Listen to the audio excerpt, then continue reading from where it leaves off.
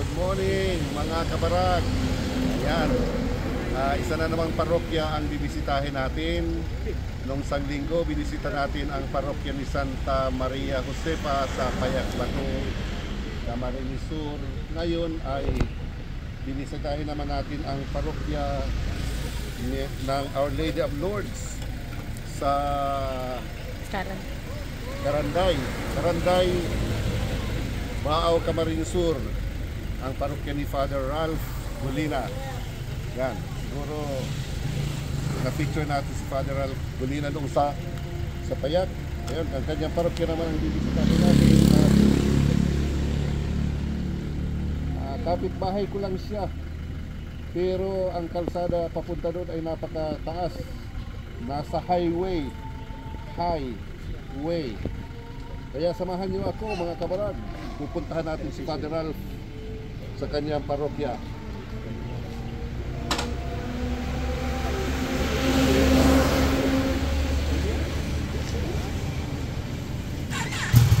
Ayan. Tara, punta tayo.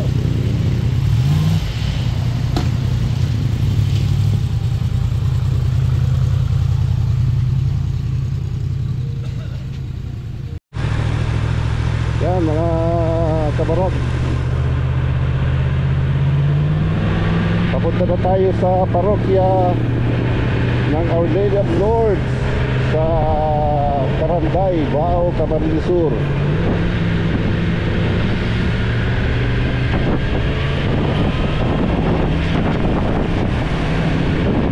Andito tayo sa Iriga Baaw Road.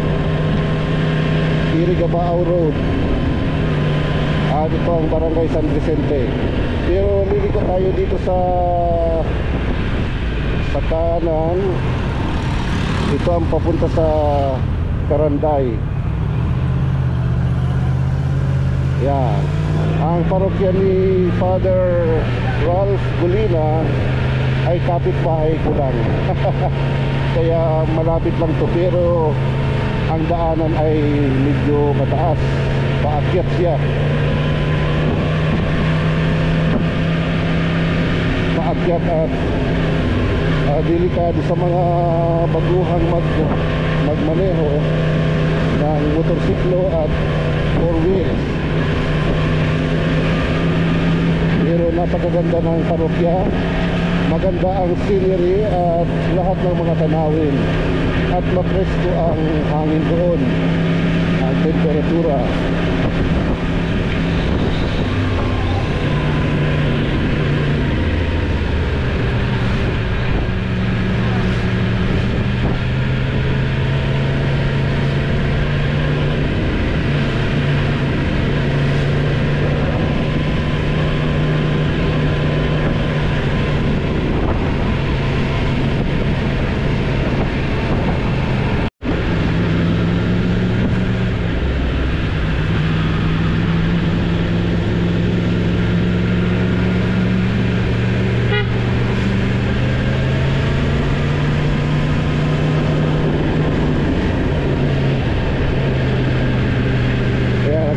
Tayong umakyat at ito'y patikim pa lamang patikim pa lamang ng akyatan mamaya. Malapit na tayo sa cruising ng papunta kay Father Ralph, papunta sa kanyang parokya. Dito ay liliko tayo sa kanan. Ayan.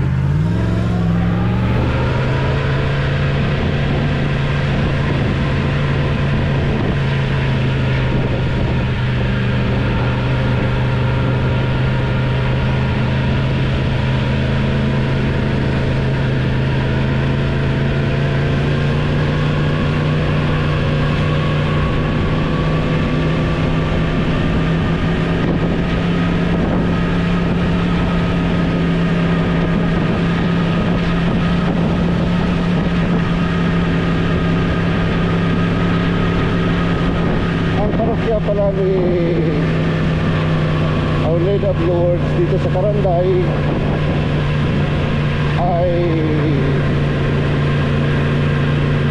hindi pa lang batang-bata pa sa parokya, at si Father Ralph ay pangalawang parish priest pa lang.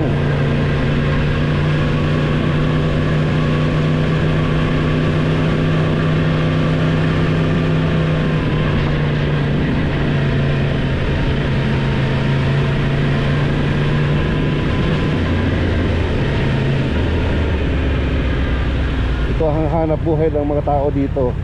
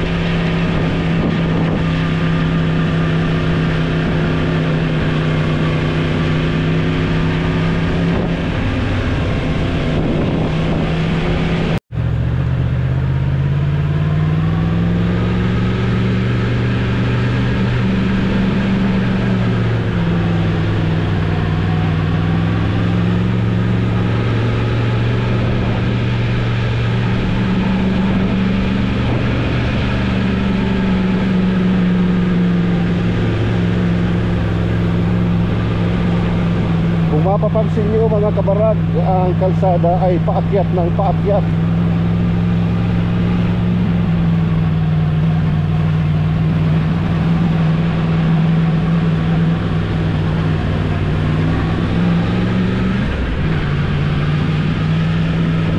At ang paligid natin ay makikita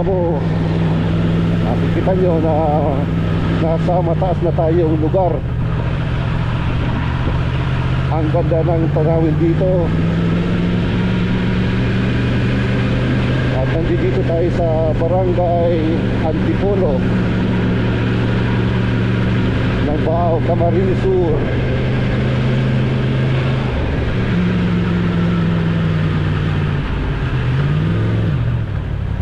Ayan, meron ditong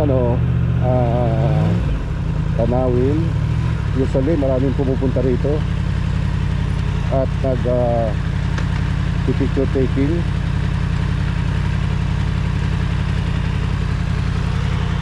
Saglit po lang tayo dito.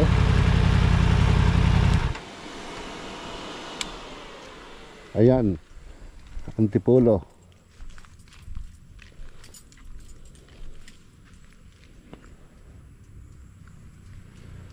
Maraming pumupunta dito mga turista at nagpapapicture dito sa location na to kasi napakaganda ng scenery dito. Para kang nasa eroplano, oh. Ang ganda.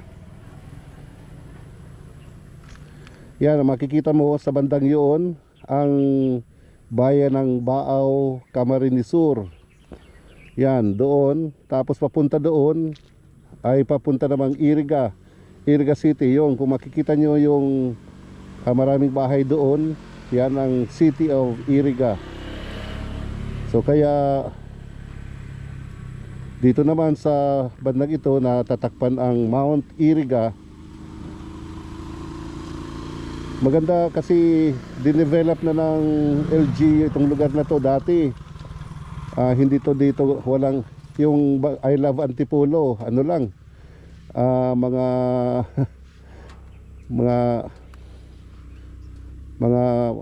mga poor materials lang. Pero ngayon konkreto na, kaya medyo maganda na.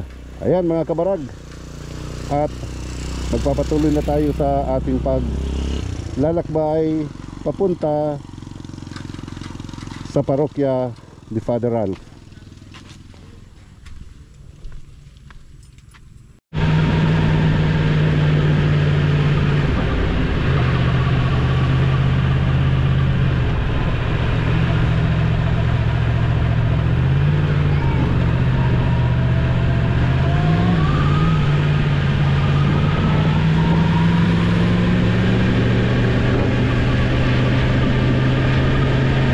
na tayo mga kabarag sa parokya ni Father Ralph.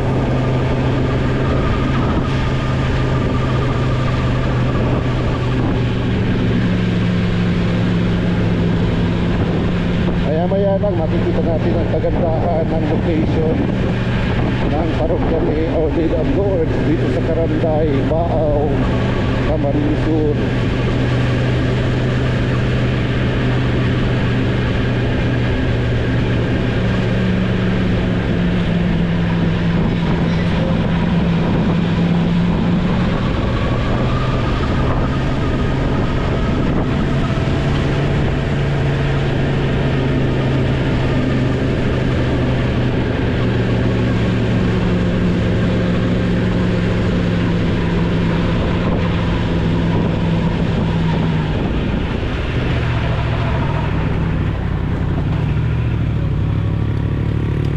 Naglilinis sila.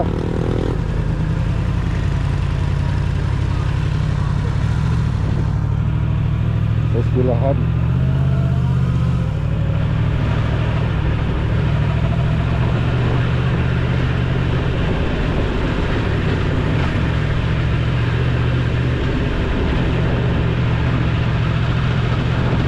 Hanggang dito na tayo.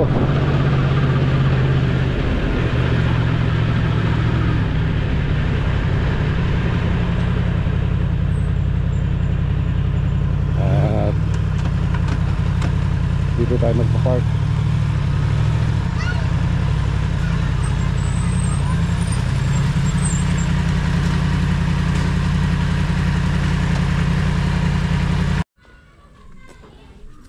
Ayan, nandito na tayo sa parokya ni Father Ralph at nagluluto sila. Nagluluto sila ng ipapakain sa amin. Pasukin natin dito. Yan. Ang dumi-dumi dito. Sige. Ano der? Ay, adi, ubakan ko na ate. Ang kaskas mo, Father, magmotor. Ayan. Andito si Father Ralph, ang Hello kura po. paroko. Welcome po, our humble parish. Very good.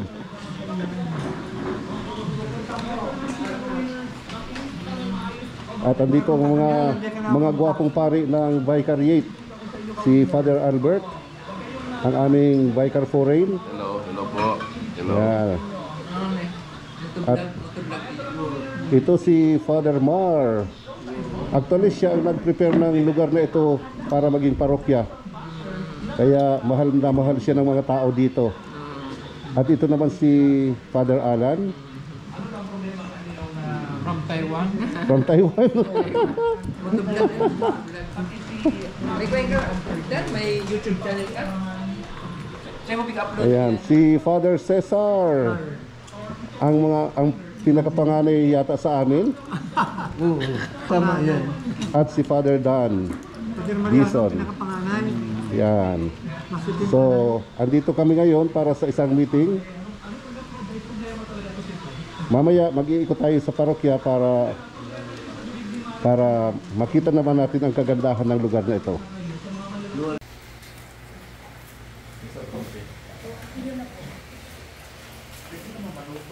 Sige po, alin tampo. Naamay kaya kita din magtapos. Sorry. Hindi man din gusto. Naamay. Hindi man gusto mo sa nani. Sino yung pali at yan? Tinuktok. Ay naku. Ulog. Hindi ko ba ito?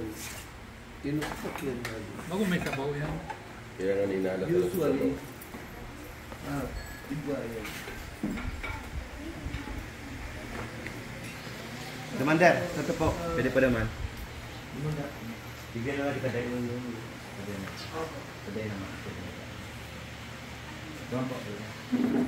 Kaya mga kabarag, andito tayo sa parokya ni Father Ralph Gulina, sa parokya ni Our Lady of Lourdes. At maswerte tayo at nandito si Father Mar. Siya ang Father Mar Martires, siya ang unang na disinong pare dito at siya ang nagsimula ng parokyang ito. Napakagandang parokya. So interviewin natin ng kaunti si Father Mar. Father Mar, Yes, Good noon, everyone.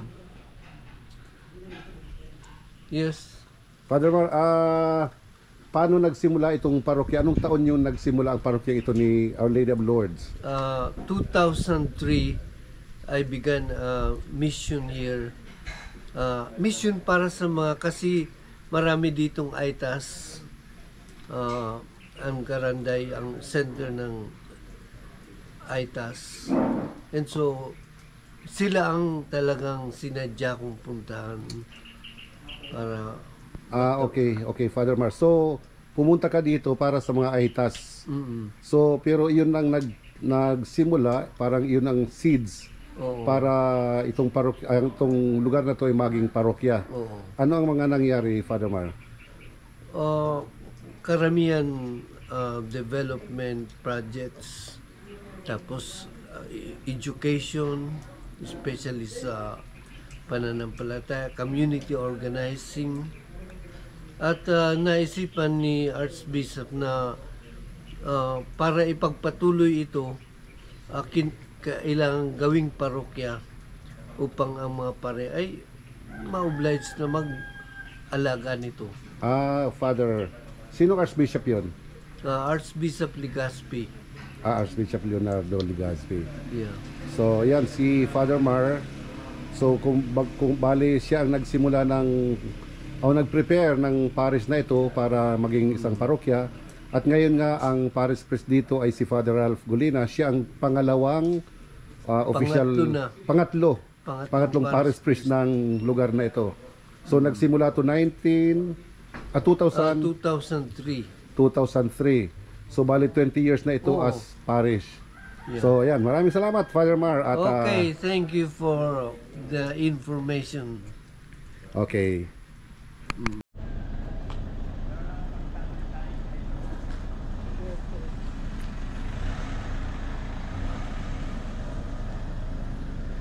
Ito ang napakagandang simbahan dito sa parokya ng Our Lady of Lourdes, Karanday, Baaw. Yan, napakaganda siya at nasa mataas siyang lugar.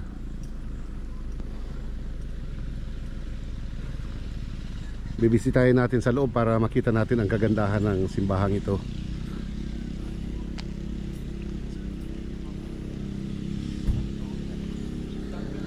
Pag nilag ko lang dyan, saka lang ako nakakasagod. Thank you. Sige po, Padre. Salamat mo ha. Kung narinder, imbitaran ko ikaw mas mas malig. No. Pista? Kung ano mga ano po. Pista. Ito si Father Ralph, siya ang parish priest dito ngayon sa Our Lady of Lourdes Parish. Father Ralph, kumusta po kayo? Okay po, hello po. Magandang hapon sa mga kabarag. Yeah. Dumating po ako dito sa parokyang ito last August 30, 2020. And bali 3 taon na po ako sa parokyang ito. And I must admit na hindi po madali yung buhay dito sa parokya. Mahirap po yung kalagayan ng mga tao. Pero minsan mahirap yung lugar pero mayaman po sila sa kanilang paniniwala sa Diyos. And yun yung tanging yaman na meron po ako dito. Salat man saya sa material na bagay pero mayaman po sila sa paniniwala sa Diyos. Kaya para sa akin, ang simbahan na to ay ang larawan o ekspresyon ng paniniwala meron ng mga tao. Yan, napakaganda, Father Ralph. Parang Tuloy po masaya. kayo. Parang masaya ka dito sa parokyang ito. So, mahirap lang daw na parokya ito. Kaya, actually, si Father Ralph ay umiikot siya, naghahagilap ng mga sunod na kung saan kukuha ng susunod na pagkain. Kasi dito sa parokya ay actually, ang karamihan dito ay mga itas, mga katutubo.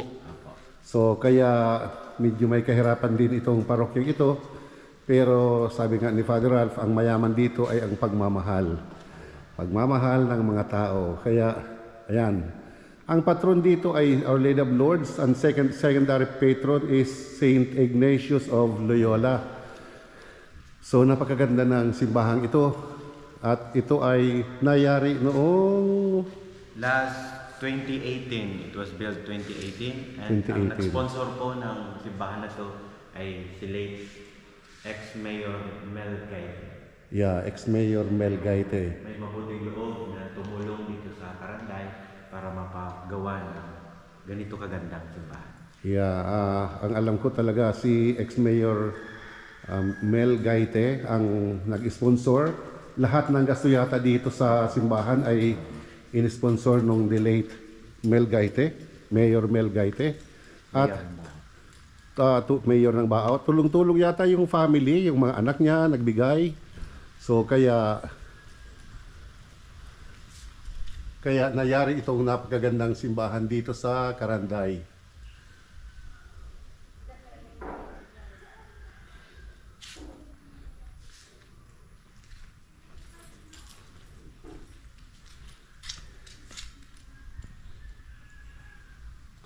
Ayan. So ito naman doon sa malayo, sa kabila, yan ang diyan si Father Ralph nakatira. Yan ang kanyang rectory. At kung titingnan nyo, ang mga flaglets ay lumilipad-lipad gawa ng hangin, kaya napaka-presko dito. Ito ay nasa mataas na lugar, kaya talagang kung pupunta ka dito, kailangang ready kang umakyat dito. Naghihingal ako. Ayan mga kabarag, at nag-iikot tayo dito sa parokya ni Father Ralph. Ito ang dating chapel ng barangay Karanday. So sa ngayon parang hindi na ito ginagamit. Ginagamit pa rin, pero pag fiesta dito sila nagdaraos ng misa. At ito ang dating kumbento. Dito ang pari noon nakatira.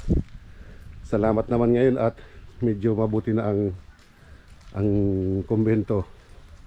At ito namang lugar na ito ay dito nakatira ang mga Aitas. Tribal community. Tribal community. Dito sila nakatira. Mga Cimarron sila mo. We call them Cimarron. Ang tawag daw sa kanila ay mga Cimarron. Meron din Tabagnon, Tabangnon.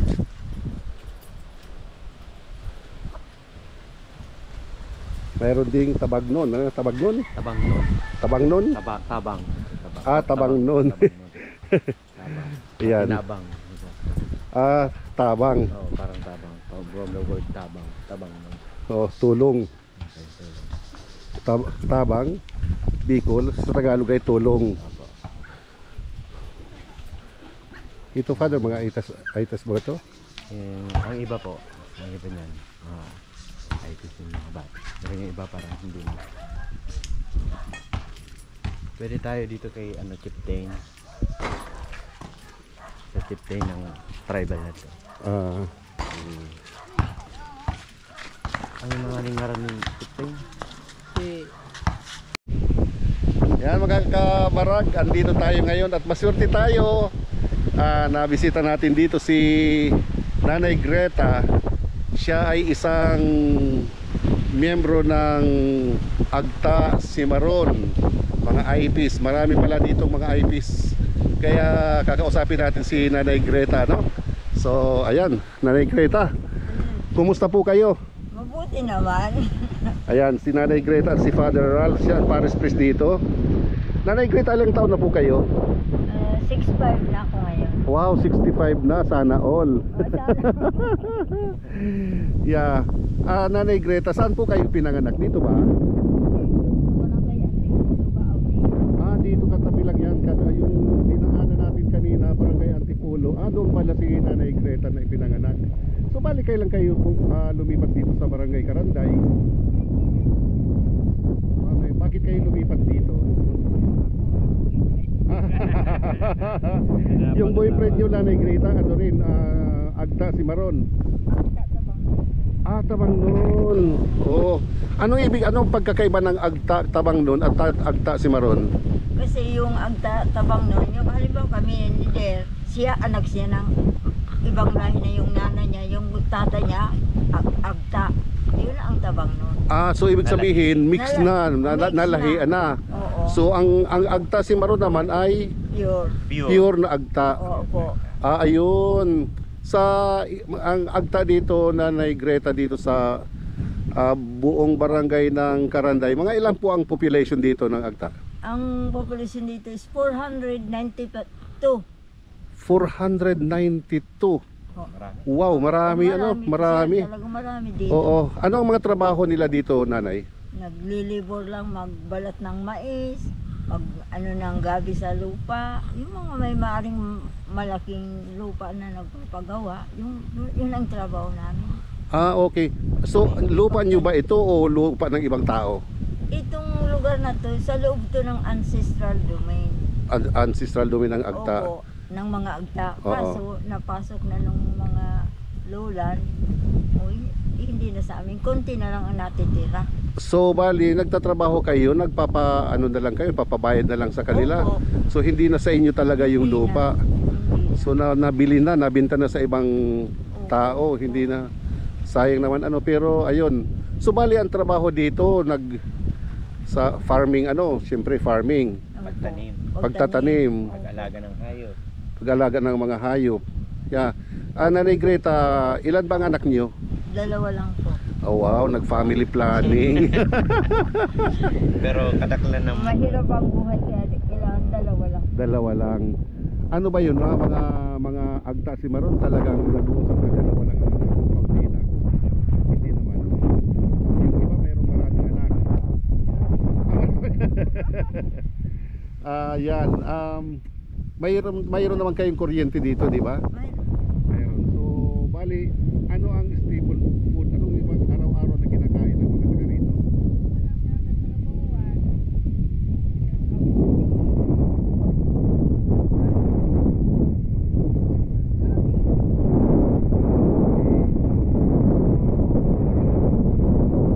Kung titingnan niyo mga kamarad, ang ganda ng tanawin dito, kasi nasa mataas tayong lugar dito.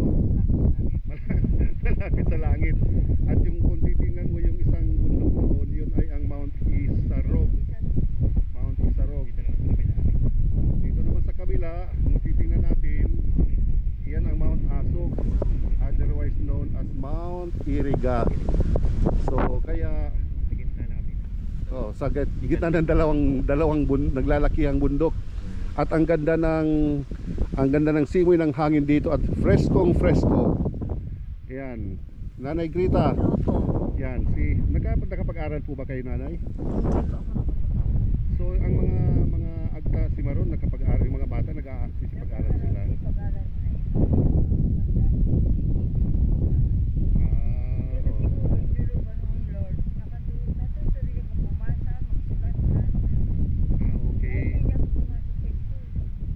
By the way po, si Nanay Greta ay kagawad dito sa barangay. Kagawad And ng... siya yung tumatayo bilang Representative. leader o representative ng mga IPs. Okay. So, mauswerte pala tayo. Si Nanay Greta ang nakapanayam natin ngayon. So, maraming salamat po, Nanay Greta, at masyadong na-appreciate ko ang kapaligiran nyo dito at napakaganda talaga, napakaganda at napakaswerte ni Father Ralph at nandito siya. Salamat, Father Ralph. Thank you din po. Ito ang bahay ng chieftain dito sa Agta Cimarron. Ngayon ko lang nalaman na ang Agta Cimarron pala, mayroon silang chieftain aside from barangay captain. So ang barangay captain ay siyempre kapitan ng barangay. Pero yung chieftain nasasakupan niya yung mga IPs. 'Yon. At ito ang bahay ng chieftain dito, si Renato Kabiling. Mang Renato. At ito mga bata, at ito mga naglalaro ng basketball dito. Okay. Mga naglalaro ng basketball dito. Halo pala ito, mga Tabangnon, Agta Tabangnon at Agta Cimarron. So yun ang libangan ng mga bata dito. Napakaganda naman.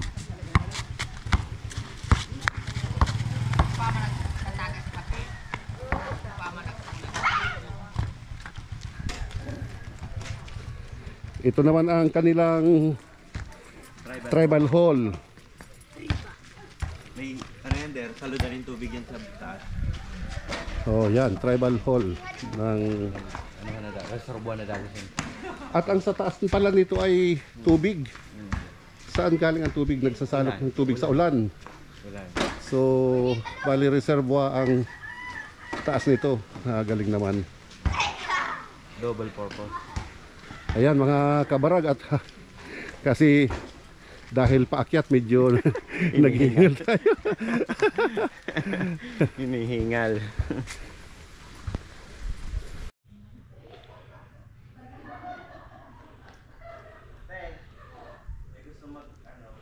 Ito mga kabarag ang tirahan ni Father Ralph dito. Ito ang kanyang service.